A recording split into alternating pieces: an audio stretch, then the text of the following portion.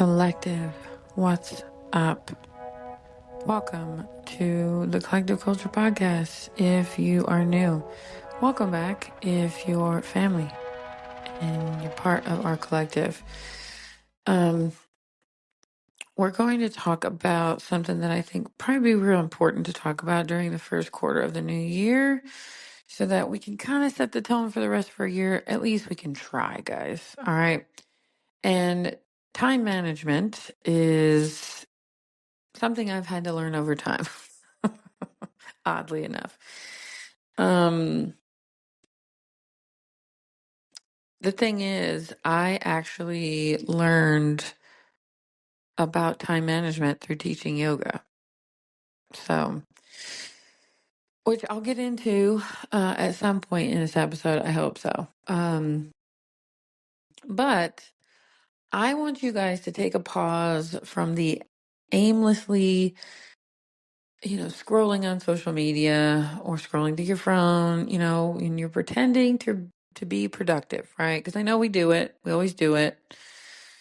But today I want to dive into the oh so elusive unicorn that we all chase, but we never seem to catch, right? Time management. The thing that we promise we're going to get better at every single New Year's Eve. And then we abandon it by the time January comes around. So buckle up, folks, because, I'm all about tough love and being a smart ass. So I want to get through the AKA science of time management, okay, the theories behind it. So let's start with some fancy sounding theories of time management. Why? Well, because nothing says I'm in control of my life like throwing around terms like the Eisenhower matrix in casual conversation, right? Which brings me to number one, the Eisenhower matrix. So not just a way to impress your coworker, but also a solid method for deciding if that email from Karen about the office potluck really needs to be answered today. You separate tasks into urgent, important, both or neither. But spoiler alert, most of your to-do list, right? Neither. So then I have the Pomodoro technique. I probably said it wrong. Who cares? It's not just about tomatoes, folks. Work for 25 minutes, then take a 5-minute break. Repeat until you're either super productive or the timer noise gives you PTSD. And then finally, the third one I wrote down was the Parkinson's law. Work expands to fill the time available. Translation, if you give yourself 2 weeks to clean the garage, you will take 2 weeks. If you give yourself 2 hours, you'll still manage to shove everything into a corner and call it organized chaos, right? Get it? But look, these theories sound cool. And, let's face it, most of us are just going to write to do at the top of the list so we can cross it off and feel accomplished. Right? Oh, look at me. I'm so productive. Well, here's some tips, tricks, and totally not secrets of how to time manage. Okay. So now that I've pretended to be intellectual with you, let's get to the juicy stuff. All right. Number one, I wrote down batch your tasks. So group together small tasks. All right. Like answering emails, crying about your inbox, all in one go.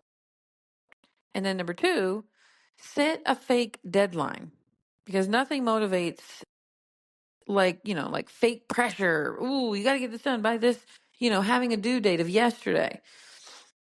Number three, learn to say no. I know this is going to trigger a lot of you, but not everything deserves your time. Practice in the mirror. No, I cannot help you move on Saturday. I have plans with my couch and Netflix. You can leave the couch and Netflix out, but say no. And lastly, number four, use a timer for your scrolling, for your mindless time. especially if you've got shit to do. Seriously, set a 10-minute timer for your TikTok or Instagram because otherwise you will look up and realize you spent 2 hours watching someone organize their pantry, right? And let's not forget the ultimate secret to managing our time: delegating. You got kids? Well, they're now your unpaid interns. Do you have a partner? Congratulations, they're now in charge of the dishes. But the bigger picture here is your time is your life. So, sarcasm aside for a hot second, let's get real here. Your time is your most valuable resource, asset. It's the only thing you can't get back. You can lose money, right? And earn it back. Lose a sock, buy a new pair of socks. Lost time, it's gone forever. Poof. Think about it. How much of your precious time are you wasting on things that do not matter? The toxic relationship, the dead end job, the endless scroll through Instagram reels. Life is too short or too long, depending on how you spend it, but you need to be doing things that light you up. So here's the challenge. Yes, you guys are going to be called to action in this episode. Start treating your time like it's a non refundable ticket to your dream destination. Be intentional about where you spend it, who you spend it with, and what you spend it on. And yes, this includes saying no to whatever comes up in those emails that you can say no to, like Karen and her potluck. So the call to action, right? We need to do it. We need to start treating our time as it is our most valuable asset and not thinking that we have unlimited amounts of it. So, if you love this episode, or if I just made you laugh at how bad, I am maybe at time management or you are, please hit the subscribe button because I promise you there's going to be more of this to come and I will open you up to it. Right?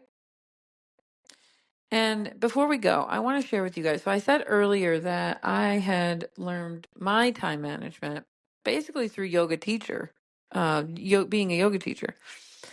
And I remember during my yoga teacher training, at the end of it, I had to do 2 classes. I had to do makeup classes for my instructors.